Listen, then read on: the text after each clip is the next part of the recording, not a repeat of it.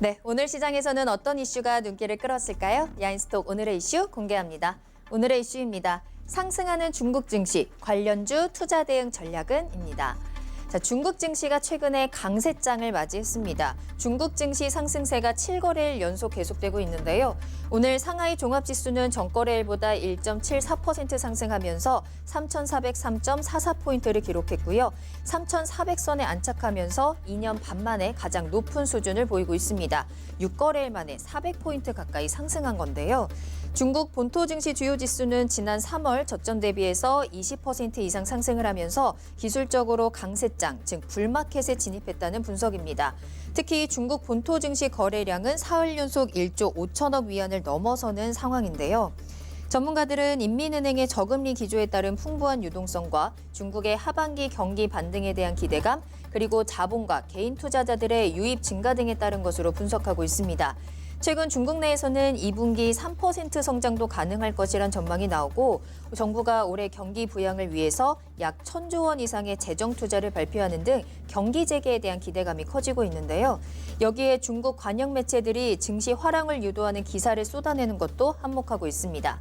하지만 일각에서는 탄탄한 기업 실적 뒷받침 없이 풍부한 유동성이 이끄는 상승장의 한계를 우려하는 시각도 나오고 있습니다. 네, 최근에 중국 증시의 상승세가 또 무섭습니다. 이와 관련해서 우리 시장의 좀 대응 방법들 체크해 보겠습니다. 자, 계속해서 이광무 전문가님, 또 최병훈 전문가님과 함께 할게요. 두 분 안녕하세요. 네, 안녕하세요. 네, 반갑습니다. 오늘 두 분 비슷하게 보라색 느낌의 넥타이 하고 오셨네요. 네. 오늘 네. 좀 호흡이 또 척척 맞아가고 있는 것 같은데, 자, 그러면 이 호흡으로 또 오늘도 1시간 함께 해보도록 하겠습니다. 자, 오늘 다양한 이야기 나누겠습니다. 여러분들 궁금하신 종목, 또 궁금하신 내용들 바로 올려주시면 잠시 후에 진단 이어가겠습니다. 궁금하신 종목과 함께 매수가 비중 꼭 올려주셔야 되고요. 유튜브 실시간 채팅창 열려 있습니다. 또 토마토TV 홈페이지 들어오셔서 아자아자 게시판에 글 남겨주시면 되겠습니다. 자, 오늘 수요일 함께하고 계십니다. 준호님, 경제야 살아나자님, 진서님, 또 파파님도 오셨네요. 검은색도 너무 잘 어울려요 해주신 쫄보님도 감사합니다. 자, 계속해서 오늘 1시간 동안 여러분들의 다양한 이야기 나눠주시고요. 창공님의 이름도 확인을 했네요. 자, 그럼 본격적으로 우리 이야기 나눠보도록 하겠습니다. 최근에 이 전 세계 증시 가운데서 가장 견조한 흐름을 보이는 증시가 바로 이 중국 증시가 아닐까 싶습니다. 계속해서 상승 탄력적인 움직임을 보여주고 있는데요. 자, 우리 증시에는 어떤 영향을 미칠지, 또 우리는 대응 전략 어떻게 짜야 되는지 한번 살펴보는 시간 가져보도록 하겠습니다. 제가 앞서 이슈에 대해서 브리핑을 하면서 중국 증시가 강세장에 들어왔다라고 이야기를 하기는 했는데, 최근에 이 중국 증시의 상승을 정말로 본격적으로 강세장에 들어왔다고 봐야 되는 걸까요? 아니면 잠깐 이제 코로나19 조금 접어들면서 반짝 회복하고 있다라고 봐야 되는 걸까요? 최병훈 전문가님의 의견 어떠세요? 일단 7월 달에 중국 증시가 이제 지난주부터 시작해서 지난주 5%, 이번 7% 이렇게 해서 한 14% 올랐어요. 네. 이게 이제 월봉상으로 보면 그냥 한 방에 돌파하고 있거든요. 그것은 어느 정도의 시간을 다 흐르고 나서 에너지를 모으고 그다음에 유동성으로 이제 치고 가거든요. 그럴 때 어떤 경제 지표라든지 여러 가지 받쳐준다면 네. 그게 바로 강세장으로 들어가거든요. 저는 그래서 본격적인 강세장에 들어갔다. 그래서 어떤 분들은 이제 유동성으로 잠깐 올라왔을 때 빠질 걸 하지만 차트를 보시면 네. 제가 이제 3,730포인트 일단 보고 있는데요. 이 월봉 차트인데요. 저는 이거보다는 4,700까지는 충분히 갈 수 있으면 아직도 1,300포인트 올라가야 되거든요. 4,700까지 네, 그러면 보신다고요? 아주 강력한 장이 미국에, 중국에 펼쳐질 수 있다는 거죠. 네. 이 감안을 꼭 하셔야 된다. 보고 그러면 이제 우리가 이제 그럼 경제 지표가 따라붙지 않는데 어떻게 가겠냐 이렇게 할 수 있잖아요, 그죠? 네. 그럼 경제 지표가 따라주고 있습니다, 현재. 그쵸. 그래서 저는 이제 중국 상해 지수 일단 3,730은 찍을 걸 보이고 그다음에 세계에서 이제 가장 빠르게 생산성 회복하고 있기 때문에 네. 그다음에 이제 내수 진작 효과 이런 것까지 해서 중국이 어떤 정책적으로 주식 시장을 밀고 있어요. 그러니까요. 그래서 그게 아마 이렇게 전체 보여주기서 참 잘 가지 않을까 보고 있습니다. 그래서 알겠습니다. 강세장이다 이렇게 강세장이다. 들어갔다. 이렇게 들어갔다. 말씀드리겠습니다. 네. 그럴까요? 이강무 전문가님은 어떻게 보세요? 일단 중국의 좀 정부 정책에 대한 기조로 올라왔고요. 근데 이제 강세장에 대한 분위기를 좀 분명히 띄고 있다. 차트적으로 봐도 지금 일주일 7월 달 사이 동안에 이 지수 차트가 15% 가까이 올라왔거든요. 네. 상당히 급등한 거다라고 할 수 있겠고요. 그리고 강세장의 분위기를 만들고 있다라는 내용들을 보게 되면은 실질적으로 증시 새로운 자금들이 들어오고 있다는 측면인데 신용 잔고도 늘고 있고 중국 안에서 거래량도 굉장히 급증을 했어요. 네. 보시게 되면 주가 차트의 거래 대금이 급격하게 늘어난 모습들 확인되고 있는데 이거는 기존에 있었던 자금에 대한 유동이라기보다는 신규 자금에 대한 유동성이 좀 컸었겠다라는 생각이고요. 그리고 우리가 이미 겪은 이 증시 대기 유입 자금에 대한 대기 물량들, 네. 우리가 개인 동학개미 운동에 대한 이야기들 많이 건넸었는데 네. 신규 주식 계좌가 많이 늘었다고 합니다.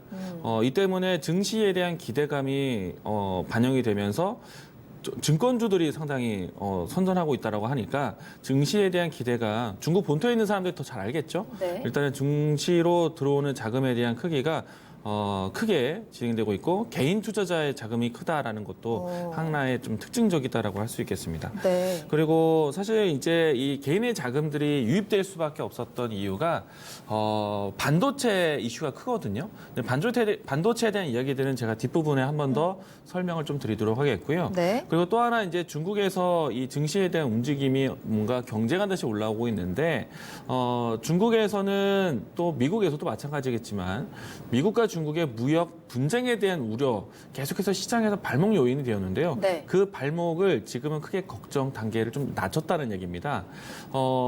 분명히 이제 이 1단계 무역 합의에 대한 이행은 시행되고 있다라고 증명을 해줬고 네. 추가적으로 미국과 중국의 무역 이 갈등에 대한 부분들, 미국과 중국의 이 감정 불화들 이런 부분들이 미국 대선을 앞둔 시기에 과연 극단적인 선택을 하면서 싸우겠는가 이런 이제 생각이 좀 완화되고 있어요. 그렇기 때문에 증시에 이 자금을 쓰는 것에 대해서 상당히 어렵지 않게 부담을 상당히 줄였다라고 볼 수 있겠고요.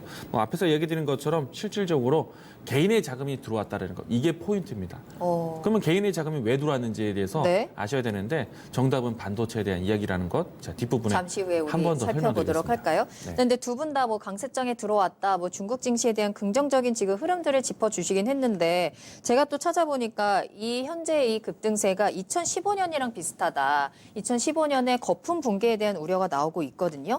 현재 지금 이 급등에도 언론이 개입한 부분이 없지 않아 있고 2015년도에 막 140% 급등했다가 반토막이 났다 이런 흐름들과 좀 지금 비슷하게 나타나지 않느냐 하는데 이 부분에 대해서는 두 분 생각이 어떠신지 좀 궁금합니다. 네, 네. 2014년도 그때는 이제 중국에서 전체적으로 이제 금리가 좀 내려가면서 이제 네. 외국계 자금들이 저금이 중국으로 막 들어가기 시작했거든요. 그래서 외국인들이 올려놓았는데 위에서 괜히 따라잡으면서 지수 갔다 5천대 갔다 그냥 빠졌어요. 외국인 빠져나왔거든요. 네. 그 이후에. 그런데 지금은 중국 외국인들도 지금 최근에 외국인도 들어가고 있습니다. 들어가고 있는데 중국 자금들이 초기에 똑똑한 이제 개미들일 수도 있죠. 이제 네. 30대부터 해서 들어가서 그 다음에 전체적으로 건강한 자금들이 유동성 자금이 이제 들어가서 초기 단계이기 때문에 과거와 좀 다르다. 그렇게 봐야 될 것 같고요. 그리고 이제 중국도 고성장을 하는 시대가 아니기 때문에 금융이 이제 성장을 해야 되거든요. 네. 그래서 이쪽으로 가면 안정적으로 지금은 올라갈 수밖에 없는 그런 구조다 이렇게 봐야 될 것 같습니다. 그럴까요? 네. 이강무 전문가님은 어떻게 보세요? 네, 맞아요. 일단은 2014년, 15년도 사실 좀 더 거슬러 가면 2013년도에 여러 가지 이벤트가 있었거든요. 그러니까 시진핑 정권이 이제 시작되는 때이기도 했는데 이때 이제 5대 개혁을 했어요. 그래서 이제 그 중에 하나가 금융 개혁이었습니다. 외국계 자본들에 대한 유입 그리고 시장에 대한 부분들을 좀 열어줬다는 얘기죠. 그리고 우리가 흔히 알고 있는 성강통, 후강통에 대한 시장 개배관이 이때 나왔기 때문에 증시에 대한 자금 유입이 정말 좀 새로웠다라고 할 수 있겠고요. 그런데 이제 증시에 대한 폭락이 사실 고점에서 크게 떨어졌었어요. 네.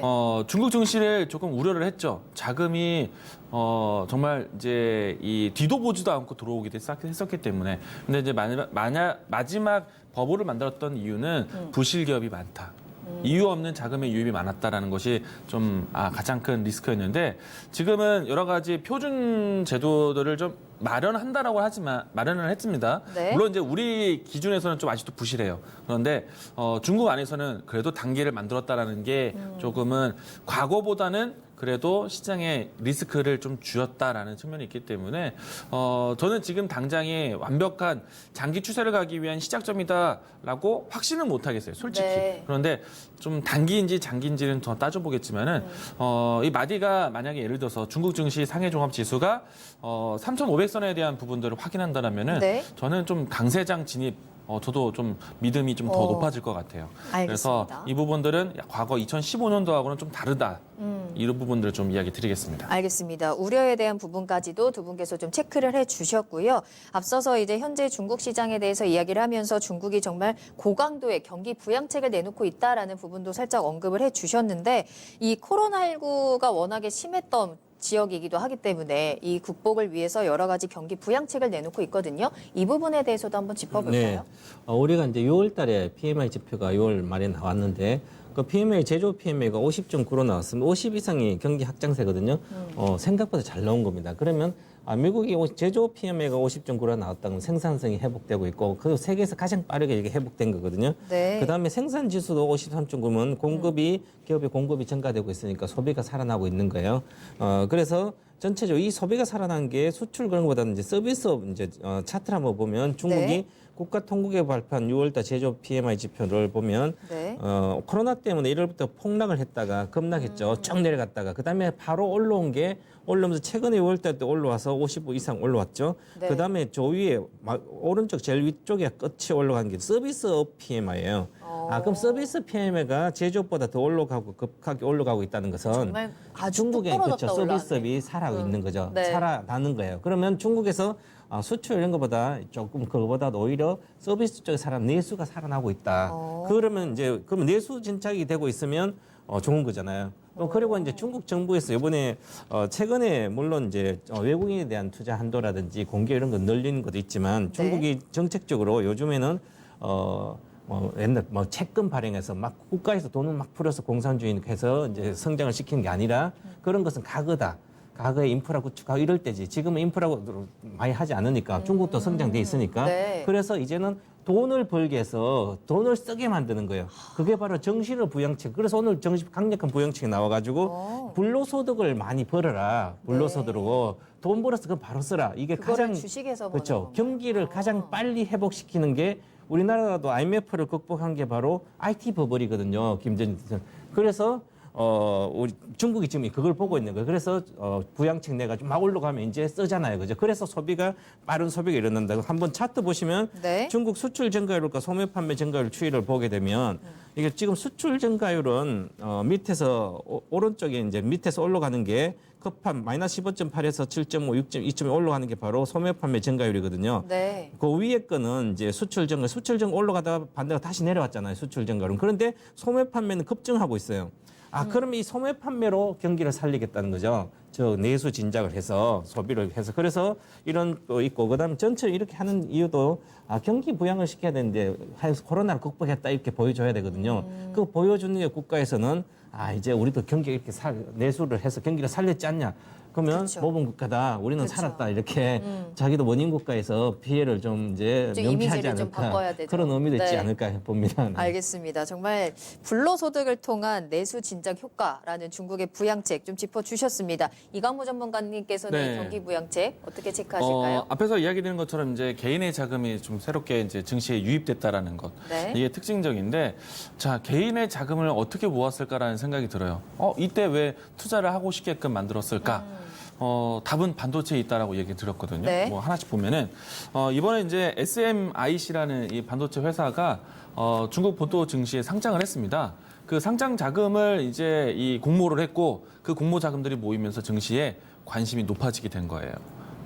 되게 간단하죠. 네. 그런데 이 내용이 상당히 좀 심오한 게 SMIC 같은 경우에는 일전에 나스닥에서 자진 상패를 했습니다. 아무래도 이 중국의 기업이 미국 나스닥에 상장되어 있는 그런 이제 의미는 좋지만 미국 내에서의 차별화 정책이 있다 보니까 중국 기업들이 증시 안에서 때려 맞는 거예요. 그러면은 이 증시에 상장하는 것은 그냥 거품에 있는 돈이 아니거든요. 실제로 경영에 대한 좀 여러 가지 심사라든지 또 사업에 대한 제한이 생길 수도 있기 때문에 이 부분들을 자진 상패를 했습니다. 그리고 난 다음에 홍콩 증시에도 상장이 되었었고 또 새롭게 자금 유입을 만들기 위해서 중국 본토 증시에 상장을 한 거예요. 근데 이제 이 SMIC 같은 경우에는요, 이 중국의 정부에서 주도하는 또 지원해주는 회사입니다. 그쵸. 그리고 이번에 중국 같은 경우에는 반도체 굵기, 이게 키워드가 제조업 2025에서 나온 얘기거든요. 반도체에 대한 소비가 많은데 네. 왜 우리나라 반도체를 쓰지 않고 다른 데 의존해야 되느냐. 우리가 만들어서 쓰자. 우리가 반도체를 가장 많이 쓰니 우리가 만들어 쓰자라는 측면이고, 그래서 반도체와 같이 앞으로 이제 주요 IT 이 산업에 투자를 하겠다라는 의지가 좀 큰데, 다만 이제 이 투자에 대한 방법이 예전 같으면은 중국 정부에서 중국 당국이 직접적으로 자본을 투자를 해줬어요. 혹은 이런 이제 그 자본을 직접적으로 투자를 해주다거나 아니면은 유해에서 지원받을 수 있도록 연결고리를 해줬었는데 네. 이 부분들이 좀 활로가 막힌 거죠. 왜냐면은 정부 주도로 해서 진행된다라면 사실은 어떻게 보면은 이 국가 간에 뭔가 형평성에 대한 문제가 좀 있기 때문에 국가 사업이 될 수 당연히 국가 사업이지만은 그쵸, 좀 그쵸. 기업의 입장에서 민간 사업을 하는 것이거든요. 네. 그렇기 때문에 이 부분들에 대해서 우회를 해서 자금을 모을 수 있도록. 그러니까 예를 들어서 증시에 상장할 수 있도록 입김을 좀 만들어주는 거죠. 그리고 공모에 대한 부분들을 새롭게 제도로 해주기 때문에 이 개인들의 자금을 좀 유통받아서 그 부분들을 또 재투자할 수 있도록. 그러니까 나라의 잔고를 떼준 게 아니라 증시에서 자금을 모아라. 이렇게 된 겁니다. 그렇기 때문에 그러면은 이 색깔이 네. 사실 돈의 성격은 이렇게 되어 있지만은 주변에서 봤을 때 이게 정부가 만들어준 거지 우리 개인들이 투자해 준 건 아니잖아요. 네. 실질적으로 개인이 투자했지만은 정부가 투자하겠구나라는, 정부가 살려주겠구나라는 의지가 크잖아요. 네. 그렇기 때문에 자금에 이 기업의 이 자금 공모에 이제 자금이 모였고, 우리가 이제 SK 바이오팜 들어왔을 때 40조 원이 대기한다고 했었어요. 실질적으로 5천억이 쓰였지만 나머지 자금들은 실제로 주식 청약에 들어왔는데 다시 나가기는 쉽지 않을 것이다. 증시에 머물 것이다. 그런 효과가 지금 중국 증시에 있는 겁니다. 그리고 또 한 가지가 첨단 산업 쪽의 IT 산업에 대한 투자. 네. 역시 제조업 2025에 대한 투자, 특히나 반도체 굵기에 대한 스토리, 이런 내용들이 좀 있다라고 좀 보면 좋을 것 같고요. 네. 그리고 또 여기에 여러 가지 정책적인 기조도 동시에 일어났어요. 자, SMIC라는 것이 일반적인 개인에 대한 투자뿐만 아니라 기관적인 부분들, 외국계 자금들에 대한 유치. 사실은 이번 이 공모 청약의 또 자금의 유입의 성격이 일반 개인에 대한 투자뿐만 아니라 해외 주요 이 펀드 자금이라든지 아니면은 해외 주요 운용사의 자금들이 같이 들어왔어요. 그리고 이런 운용사들의 자금이 들어올 수 있도록 위안화에 대한 가치 변화를 만들어줬습니다. 보통 이제 중국 이 통화 같은 경우에는요, 중국 인민은행, 그러니까 사실 정부가 정하는 거죠. 오늘은 $1달러당 얼마씩 팔겠다. 아예 이제 위안화를 고시를 합니다. 정해줘요. 근데 이 최근에 와서 미국과 중국의 무역 분쟁 속에서 위안화를 계속 절하 평가를 했어요. 그래서 경쟁력에 대한 부분들을 만들기 때문에. 그런데 그 부분들을 계속 7위안 위에까지 올라섰는데 6위안대로 떨어뜨렸어요. 절상을 시킨 거죠. 그러면은 자금 유입에 대한 환경을 만들어준 거예요. 그렇다 보니까 증시에 대한 자금 유입이 원활해졌고, 그렇게 거래 대금이 늘어났고 실질적으로 급등세를 만들었던 거죠. 여러모로 머리를 잘 그렇죠. 썼다라는 느낌이 드네요. 근데 우리는 이제 좀 의식을 해야 돼요. 투자에 대한 자금에 대한 공모 성격이 증시에 올라간 것이 반도체, 이것이 제조업에 대한 부분들이기 때문에 네. 우리는 좀 의식을 해야 되겠고요. 네. 그리고 정책에 대한 얘기들은 조금 제가 정리를 해왔는데, 좋아요. 이 정책은 지금 확장적 재정 정책이라고 해서 경기 침체가 이제 걱정이 된다라면은 세금을 좀 줄이면서 정부의 지출을 좀 높이겠다라는 측면도 지금 공표가 됐습니다. 그러다 보니까 증시에 대한 좀 자금을 쓰는 것이, 네. 그러니까 자금을 은행이라든지 이 뭔가 닫아놓기보다는 내놓기가 편한 거죠. 아, 정부를 믿고 투자를 할 수 있겠구나. 그리고 이제 완화적인 통화 정책이라는 거는 앞에서 이야기되는 것처럼 위안화 절상평가처럼 네. 중국 이 인민은행이 자금에 대한 시장의 유통을 막지 않는다는 거예요. 지급 준비율을 낮췄습니다. 지준율을 낮추는 정책들. 그러니까 시장이 중앙은행이 돈을 뽑아냈을 때 시중은행들이 다시 중앙은행에 납고를 해야 되는데 그 납고하는 비율을 낮춰주겠다는 거예요. 그러면 그 남아있는 자금들은 시장 유통할 수 있도록 네. 그런 부분들을 했다라는 정책이 했다라는 것이 좀 특징적이고 마지막은 이제 내수에 대한 소비 정책도 했다. 그러니까 대대적인 정책을 펼친 거예요. 내수에서의 시장에서의 소비 풀어주겠다. 너희들이 소비를 하는 데 있어서 여러 가지 품질에 대한 걱정에 산업 표준화를 만들어줄게. 이런 선서가 있기 때문에 믿고 소비를 할 수 있도록 시장을 만들어준 겁니다. 그렇기 때문에 이번에 중국에서의 자금 유입은 상당히 의미가 크다. 정말 2015년도에 버블을 걱정해서 단기로 할 것인지 네. 아니면 이게 정말 시작점이 돼서 장기적으로 뻗어나갈 수 있는 시점인지 상당히 의미 있게 봐야 된다는 얘기입니다. 네. 정말 할 수 있는 모든 대책들을 다 쏟아부었다라는 느낌도 들어요. 반도체를 통한 성장이라든지 자금 유입적인 부분 좀 의미 있게 보자라면서 정책적인 움직임도 좀 체크를 해주셨는데 자 이렇게 다양한 부양책을 쏟아내고 있습니다. 이제 이 중국 증시가 상승하는 것뿐만 아니라 이게 우리 증시에 우리한테 어떻게 영향을 미칠 것인가를 좀 체크해봐야 될 텐데 자 이러한 중국의 움직임에 우리 국내에서 조금 수혜를 볼 수 있는 쪽은 어딜까요? 결국은 이제 중국 경기 부양책을 하고 있고 외국인도 매수해서 주가가 좀 좋으면 국내 이제 투자자들도 이제 관심 많이 가지겠죠. 그죠? 그런데 이제 과거에 중국 이제 부양책들 전체적으로 인프라 이런 것은 많이 하지 않았지만 지금 이제 지방 정부에서 주로 하고 있거든요. 네. 그래서 이제 관련된 철강성 이런 여러 가지 원자재는 침체돼 있었는데 그나마 오늘 보니까 철강성 가격이 급등했었어요. 최근에 원자재 가격이 좀 급등하고 있거든요. 네. 그래서 관련된 이쪽도 경기 민감 대형주도 우리나라도 결국은 수혜를 볼 수밖에 없다. 철강 그래서, 속이나 네네. 건자재 쪽, 네. 경기 민감 대형주 그렇죠. 쪽. 이쪽도 네. 이제는 저희도 관심을 가져야 되고 먼저 이제 외국인들이 벌써 좀 관심을 가지고 좀 사고 있습니다. 그래서 관련된 종목들을 좀 살펴봐야 될 걸로 보입니다. 이쪽으로 좀 외국인들의 매수가 들어오고 있다라는 말씀이신데 혹시 좀 눈여겨보이는 쪽이 좀 더 있으세요? 네, 구체적으로? 물론 지금 이제 외국인들이 결국은 이제 중국 시장도 좀 들어가고 있고 우리 시장도 최근 들어서 외국인들이 파는 업종이 있고 또 사는 업종이 그쵸. 있어요. 그럼 이제 파는 업종들은 최근 들어 삼성전자를 외국인들이 별로 안 사고 있어요. 하이닉스는 좀 그쵸, 팔고 있고. 맞아요. 그런데 IT 쪽의 대형 이게 반도체 이런 건 잘 안 사고 있는데 계속 꾸준히 뭐 5월달, 6월달부터 꾸준히 사는 종목들이 있거든요. 그게 바로 외국인 비중이 많은 종목 중에 포스코 같으면 50% 이상을 갖고 있어 51% 외국인 비중인데 네. 외국인들이 최근 들어 삼성전자를 3천억대를 이제 사는 지난주부터 사면 그 중에 3분의 1 정도는 포스코를 사고 있거든요. 네. 그래서 포스코가 지금 그렇고 그다음에 외국인 비중이 또 가장 높은 3% 높은 오리온도 있거든요. 오리온도 내수주잖아요. 중국의 네. 내수의 수혜주거든요. 오리온 초코파 있잖아요. 이런 것처럼. 네네네. 그러니까 중국이 내수가 활성화되고 소비를 하게 되면 관련된 먹거리들 같이 잘 그래서 주가 좀 잘 올라갔어요. 그런데 외국인이 벌써 계속 사고 있거든요. 그래서 외국인도 벌써 6월달 지난부터 한 600억 정도 이렇게 사고 있고 포스코 1,300억 이렇게 사고 근데 그 사이에 한 2주 동안은 전체 외국인 한 1조 4천억 팔고 있는데 사는 업종이 몇 개 되거든요. 종목도 그런 거 좀 잘 네. 봐야 될 것 같아요. 이 외국인들의 수급을 좀 체크해 보면서 수혜주를 좀 찾아보시면 또 좋을 것 같고요. 이건무 전문가님은 어느 네. 쪽 보실까요? 당연히 이제 앞에서 얘기한 것처럼 중국의 소비 촉진이 나온다. 그러면은 중국 소비주에 대한 인식이 좀 새롭게 나타날 것이고요.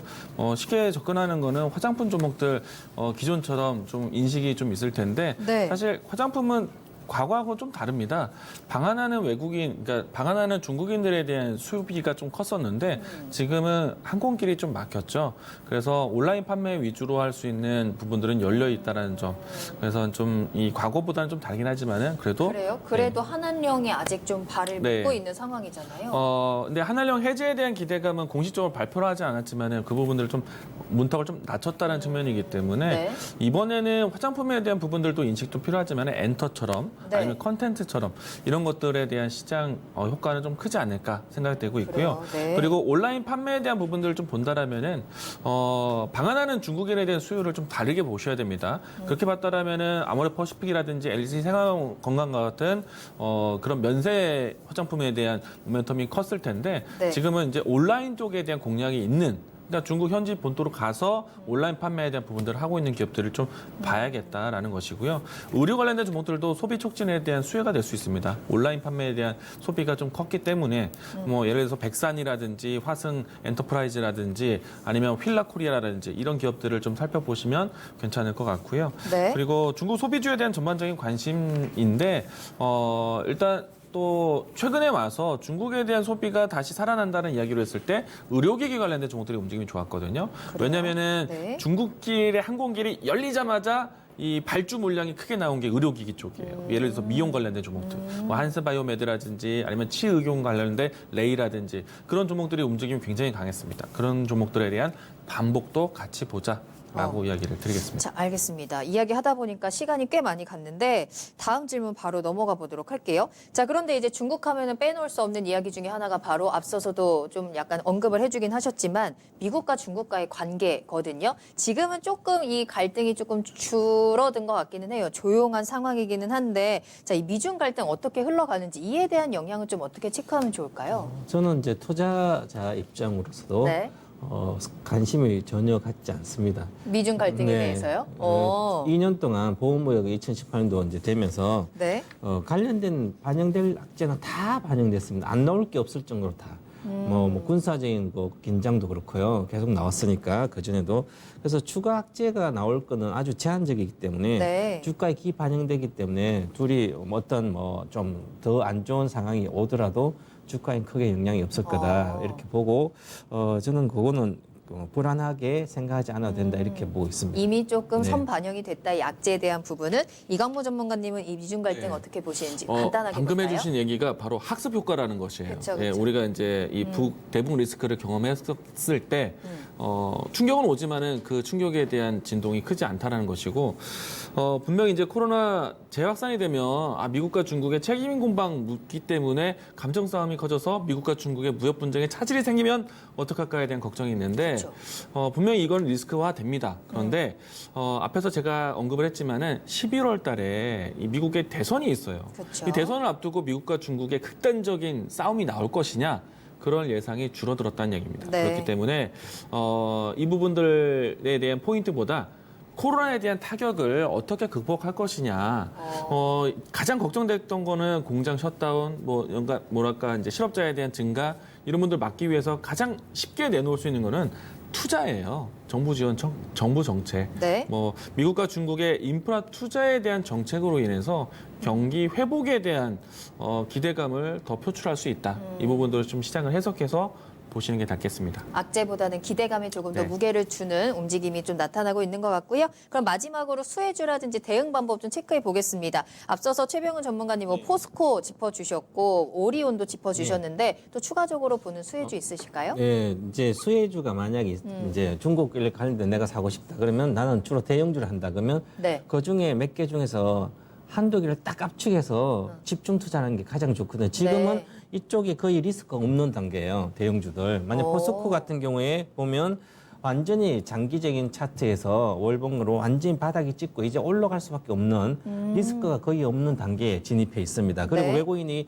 공격적으로 사고 있고 외국인 50% 지금 51% 갖고 있는 상태에서 외국인 사면 올라갈 수밖에 없거든 이 주식은. 그럼 포스코는 이제 리스크가 적은 단계니까 여기서 거의 뭐 10% 정도. 제가 한번 차트를 잠깐만 이렇게 보면 주식이라는 건 항상 고점을 찍고 파동을 그려서 세 개가 나오면 이제 본격적으로 상승이 진행되고 있고 뭐 여기 본인 돌파하고 있거든요. 여기가 당연히 돌파하면 기본적으로 22만 원 정도는 갈 수밖에 없고요. 그래서 다시 갔다 내려오더라도 이제 하락은 마무리된 상태니까 리스크 없는 단계이기 때문에 급등하고 있는 상태에서 외국인들이 지속적으로 사고 있어요. 보시면 5월 20일부터 계속 사고 있거든요.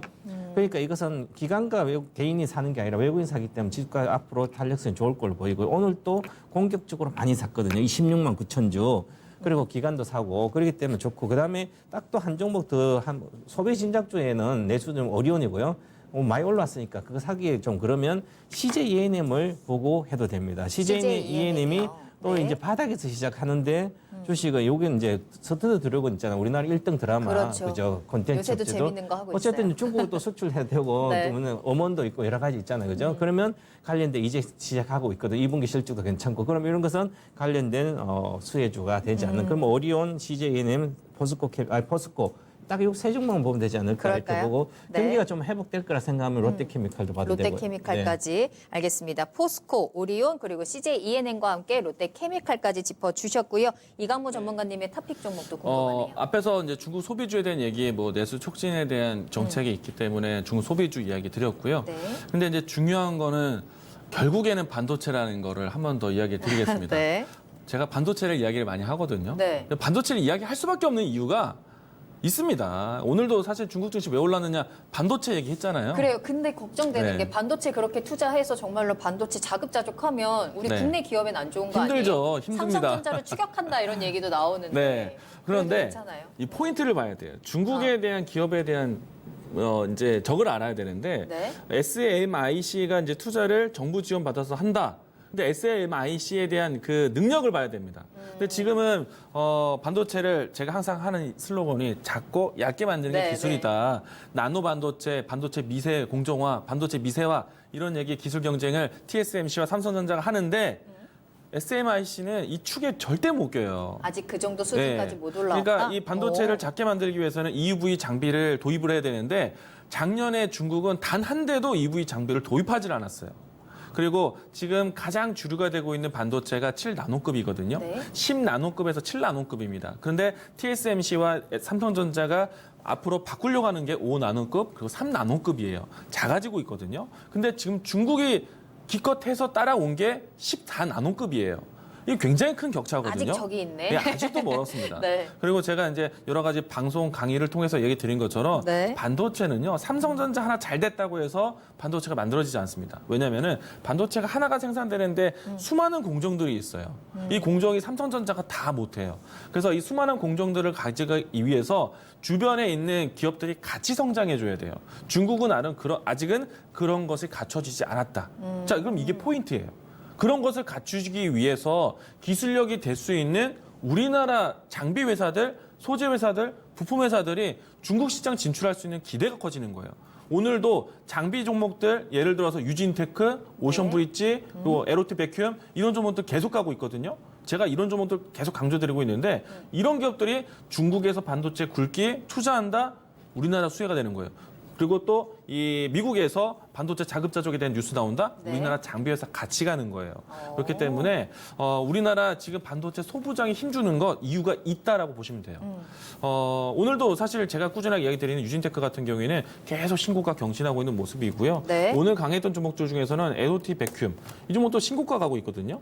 앞으로 이제 낸드에 대한 네. 힘도 커집니다. 미래 봉종화가요. 디램만 하는 것이 아니라 낸드 쪽에도 올라가고 있어요. 그래서 오션 브릿지라든지 이런 종목들이 오늘 신고가도 높은 자리에서 장대 양봉이 나올 정도이기 때문에 장비 관련된 종목들, 소재 부품, 오. 반도체 또 봐야 된다라는 걸 다시 한번 강조드립니다. 역시나 반도체 전문가 나야나 이강무 전문가님께서 반도체에 대한 기대감 짚어주셨습니다. 자, 오늘 이렇게 두 분과 함께 중국 증시 상승과 관련해서 국내 수혜주들까지 체크를 해봤는데요. 호재보다는 이제 악재가 코로나19라는 악재에서 조금씩 벗어나는 움직임 나타나고 있는 중국. 계속해서 투자도 이어지고 있고 다양한 부양책을 통해서 중국 증시도 지금 상승하고 있습니다. 짚어주신 수혜주들까지 잘 체크해 놓으시길 바라겠고요. 야인스톡은 여기서 마무리하겠습니다.